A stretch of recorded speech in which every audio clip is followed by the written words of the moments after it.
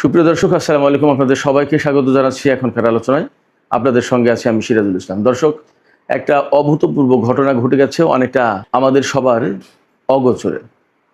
দীর্ঘ 11 বছরের বিমান অবরোধ ভেঙে দিয়েছে ইরান। ঘটনাটা ঘটেছে ইয়েমেনের রাজধানী সানায়। গতকাল আমি রাতের যে ভিডিওতে কথা বলেছিলাম, এই ঘটনার আদ্যোপান্ত পরে আমি যা জানলাম তা হচ্ছে ইরানের বেসামরিক বিমান ইয়েমেনের রাজধানী সানার আন্তর্জাতিক বিমানবন্দরে পাঠিয়ে ইরান মূলত ইয়েমেনের উপর থেকে 11 বছরের বিমান অবরোধ ভেঙে দিয়েছে। ইরানের বিমান যখন পাঠায় তখন কিন্তু সৌদি আরব যুদ্ধ বিমান পাঠিয়েছিল ইরানের বিমানকে ওই সানা আন্তর্জাতিক বিমানবন্দরে অবতরণে বাধা দিতে। তখন ইয়েমেন ক্ষেপণাস্ত্র ছুড়েছে, আর আমাদের সবার অগোচরে একটি বড় ঘটনা নীরবে ঘটে গেল।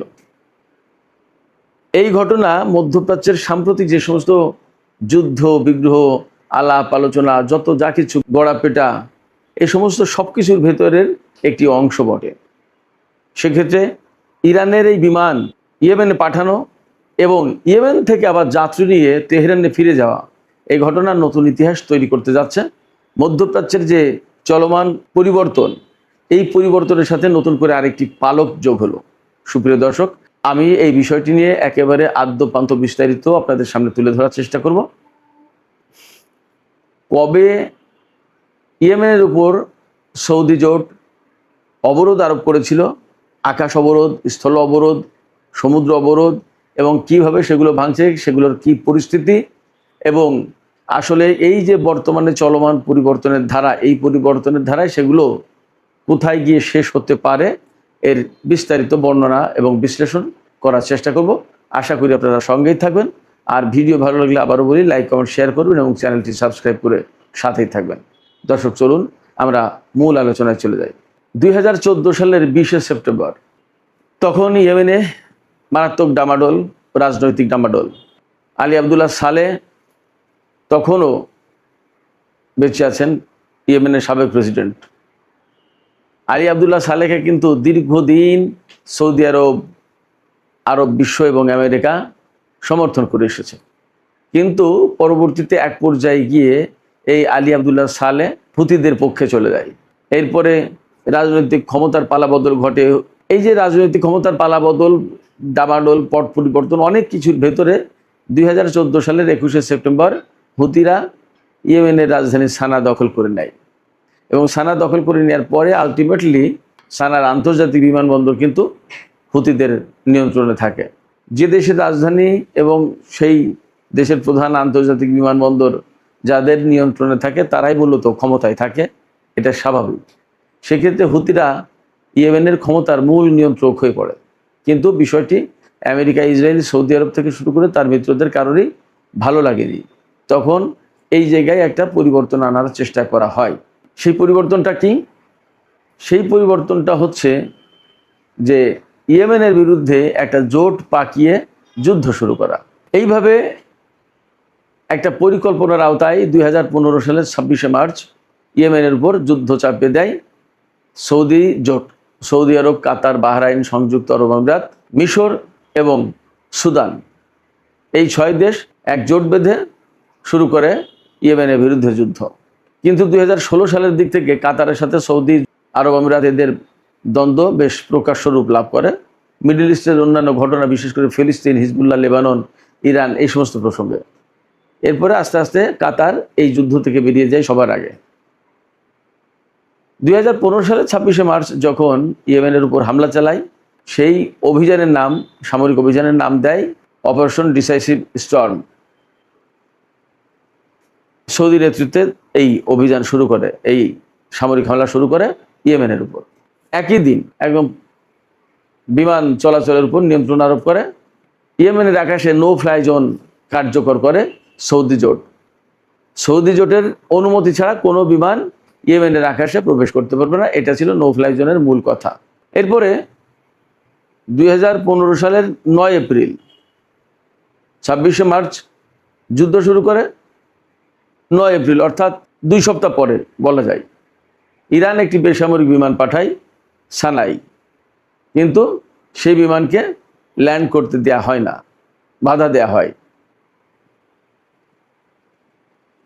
শুধু তাই না, সেই বিমান ল্যান্ড যাতে করতে না পারে সেই জন্য সানা বিমানবন্দরের উপরে সৌদি জোট ব্যাপকভাবে বোমা হামলা চালায় এবং বিমানবন্দরের রানওয়ে মারাত্মকভাবে ক্ষতিগ্রস্ত হয়। এরপরে 2016 সালের 9 আগস্ট সানা আন্তর্জাতিক বিমানবন্দরে সব ধরনের বাণিজ্যিক বিমানের চলাচল সম্পূর্ণভাবে নিষিদ্ধ করে, তার মানে অবরোধটা আরও শক্ত করে।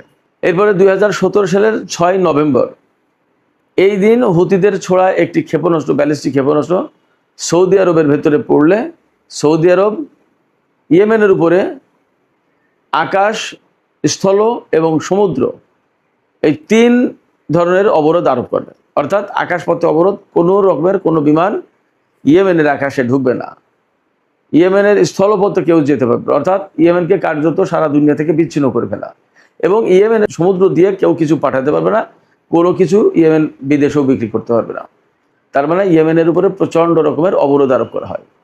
সবচেয়ে বড় কথা হচ্ছে ইয়েমেন একটা দরিদ্র দেশ, তারা যদি কোনো কিছু আনতে না পারে বা কোনো কিছু বাইরে পাঠাতে না পারে তাহলে চলে কি করে? তার উপরে তো সৌদি জোট 6টা দেশ তাদের উপর হামলা করছে।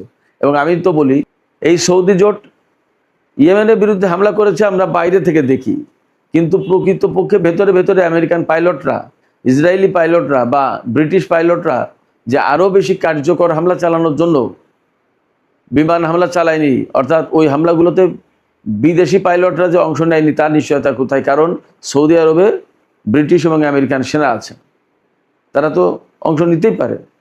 তাহলে সেক্ষেত্রে একথা বলার কোনো সুযোগ নেই। আমি মনে করি যে শুধুমাত্র ইয়েমেনের বিরুদ্ধে সৌদি জোট সামরিক অভিযান চালিয়েছে, হামলা চালিয়েছে, যুদ্ধ চালিয়েছে, তাতে বরং অনেকেই জড়িত থাকার যথেষ্ট সম্ভাবনা রয়েছে।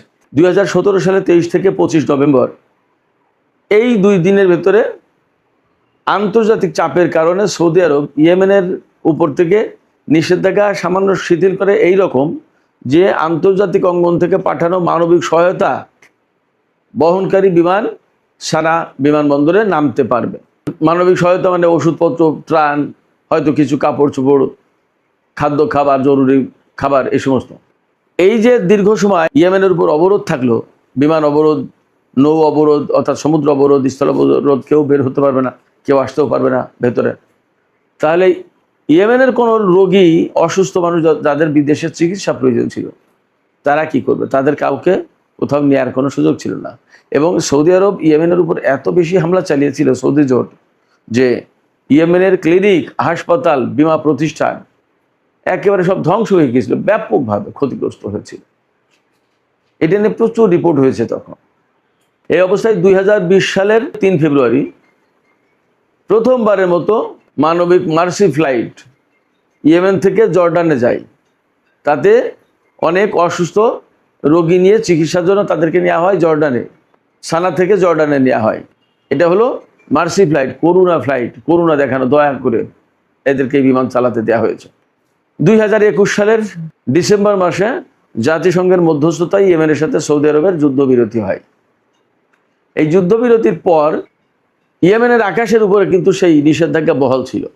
এই নিষেধাজ্ঞা কিন্তু সৌদি আরব তুলে নেয়নি। এখনও সমুদ্র এবং স্থলপথে নিষেধাজ্ঞা ওইভাবে কার্যকর রেখেছে। এর ভিতরে 2025 সালের মে মাসে ইসরায়েল, অর্থাৎ গত বছরের মে মাসে ইসরায়েল ইয়েমেনের উপর ব্যাপক বিমান হামলা চালায় এবং সানা বিমানবন্দরের রানওয়ে আবার ব্যাপকভাবে ক্ষতিগ্রস্ত হয়, বিমান চলাচলের অনেকটা অনুপযোগী হয়ে পড়ে। তারপরে এই যে গতকাল 3 জুলাই 2026 এই তারিখে ইরান একটি বেসামরিক বিমান পাঠিয়েছিল ইয়েমেনের রাজধানী সানায়, তাতে অসুস্থ ব্যক্তিদের নেওয়া হয়েছে। এখন এই অসুস্থ ব্যক্তি যারা ইয়েমেনের, বলা হচ্ছে ইয়েমেনের নাগরিক, আসলে তারা কোথা থেকে তাদেরকে আনলো এটা পরিষ্কার না। তার যেখান থেকে আনুক, যেভাবেই আনুক, ইরানি বিমান সেখানে অসুস্থ আহত ইয়েমেনি নাগরিকদের নিয়ে গেছে। যাওয়ার পরে তাদের সেই বিমানকে বাধা দেওয়ার চেষ্টা করেছে সৌদি আরবের যুদ্ধ বিমান। তখন ইয়েমেনের সেনারা কয়েকটা ক্ষেপণাস্ত্র ছুড়লে সৌদি যুদ্ধ বিমানগুলো পালিয়ে যায়। তারপরে ইরানের বিমান সেখানে ল্যান্ড করে এবং ল্যান্ড করার পর অসুস্থ রোগীদেরকে ইয়েমেনে নামায়। তারপরে ইয়েমেন থেকে আবার বেশ কিছু লোকজন যারা ইরানের সর্বোচ্চ শহীদ নেতা আয়াতুল্লাহ আলী খামেনি তার জানাজায় যোগ দেওয়ার জন্য আসতে চান, তাদেরকে ইয়েমেনের রাজধানী সানা থেকে নিয়ে বিমান ইরানে ফিরে যায়। এই হলো মোটামুটিভাবে ইয়েমেন এবং সৌদি আরবের ভেতরকার যুদ্ধ। ইয়েমেনের উপরে আকাশ নিষেধাজ্ঞা আরোপ, অর্থাৎ নো ফ্লাই জোন কার্যকর, এবং ইরানের পক্ষ থেকে সেটা ভেঙে দেয়া। এখন ইরান এবং ইয়েমেন আশা করছে, ইয়েমেনের পক্ষ থেকে একদম পরিষ্কার ঘোষণায় দেওয়া হয়েছে, এই যে ইরান নো ফ্লাই জোন কার্যকর যেটা ছিল সেটা ভেঙে দিল, এই ইরানের এই পদক্ষেপের পর এখন আমরা ইরানের সাথে নিয়মিত যোগাযোগ রাখবো, তা যাই হোক আর যেভাবেই হোক। অর্থাৎ সৌদি আরবকে এখন আর ইয়েমেন তোয়াক্কা করবে না।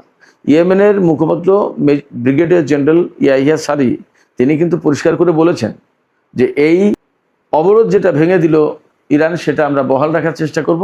আর সৌদি আরব যদি নতুন করে ইয়েমেনের আকাশসীমা লঙ্ঘন করার চেষ্টা করে তাহলে আমরা সৌদি আরবের উপর হামলা করব। আমার কাছে যেটা মনে হচ্ছে এখন সেটা হচ্ছে ইয়েমেনের প্রতিনিধি দলও ইরানে গেছে, সৌদি প্রতিনিধি দলও ইরানে গেছেন, এবং সৌদি প্রতিনিধি দল ইরানে যাওয়ার পর যখন সর্বোচ্চ নেতার প্রতি তারা শ্রদ্ধা জানিয়েছেন, তখন সেখানে কোরআন শরীফের এমন একটি আয়াত শোনানো হয়েছে সৌদি প্রতিনিধি দলকে, যেটা মূলত ইঙ্গিত করে যে সৌদি আরব এতদিন যে শত্রুদের সাথে, মুসলমানদের শত্রুদের সাথে বলা হচ্ছে যে বন্ধুত্ব করেছিল, সেই জায়গায় একটা সতর্কবাণী হিসেবে কাজ করবে পবিত্র কোরআন শরীফের এই আয়াত। এটা নিয়ে অনেক আলাপ আলোচনা হচ্ছে, এটা আপনারা হয়তো সবাই অনেকে শুনেছেন। যাই হোক, তো সৌদি প্রতিনিধি দল ইরানে গেছে, ইরানের সাথে স্বাভাবিকভাবে সম্পর্ক হবে, এবং এই রকম ঘোষণা দেওয়া হচ্ছে বা এরকম চিন্তা করছে সৌদি আরব যে সৌদি আরব এবং ইরান এখন থেকে বার্ষিক নানান ধরনের অনুষ্ঠান করবে। বার্ষিক বাণিজ্য মেলা হতে পারে, দ্বিপক্ষীয় সৌদি ইরান বাণিজ্য মেলা হতে পারে, সৌদি ইরান সাংস্কৃতিক মেলা হতে পারে, বুক ফেয়ার হতে পারে, নানা রকমের অনুষ্ঠান হতে পারে। এগুলো আস্তে আস্তে করবে। তার মানে হচ্ছে সৌদি আরব ইরানের সাথে সম্পর্ক ঘনিষ্ঠ করবে।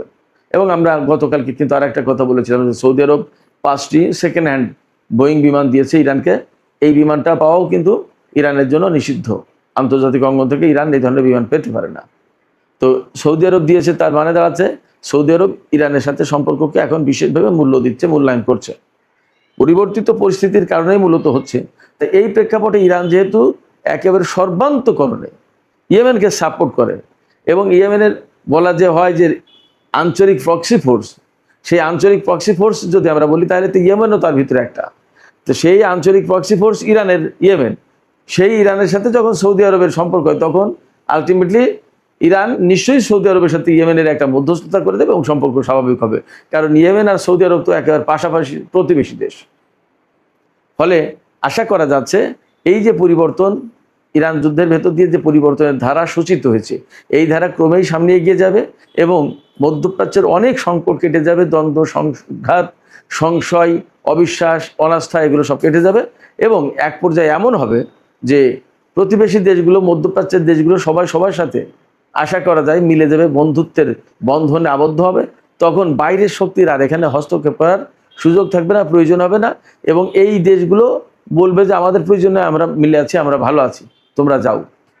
অতএব মধ্যপ্রাচ্য থেকে বিদেশি শক্তির উপস্থিতির অবসান ঘটতে যাচ্ছে, এটা মোটামুটিভাবে বলা যায়।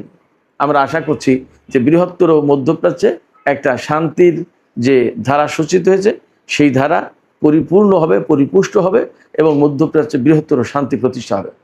সুপ্রিয় দর্শক, আজকের আলোচনা এখানেই শেষ করতে চাই। আশা করি আলোচনা ভালো লেগেছে। আর আলোচনা যদি ভালো লাগে লাইক, কমেন্ট, শেয়ার করবেন। যাবার আগে আমি আপনাদের কাছে একটা মতামত জানতে চাই। এই যে ইরান ইয়েমেনের উপরে যে সৌদি জোটের বিমান নিষেধাজ্ঞা ছিল সেটা ভেঙে দিল, আপনারা কি ধারণা করেন যে এটা অব্যাহত থাকবে এবং সৌদি আরব আর ভবিষ্যতে ইয়েমেনে ইরানি বিমানকে বাধা দেবে না? আপনাদের কাছে কি মনে হয়? আপনাদের মতামত কমেন্টে জানাতে পারেন। আর ভিডিও ভালো লাগলে লাইক, কমেন্ট, শেয়ার করবেন এবং চ্যানেলটি সাবস্ক্রাইব করে সাথেই থাকবেন প্লিজ। দর্শক, আপনাদের সবাইকে অনেক অনেক ধন্যবাদ। আল্লাহ হাফেজ।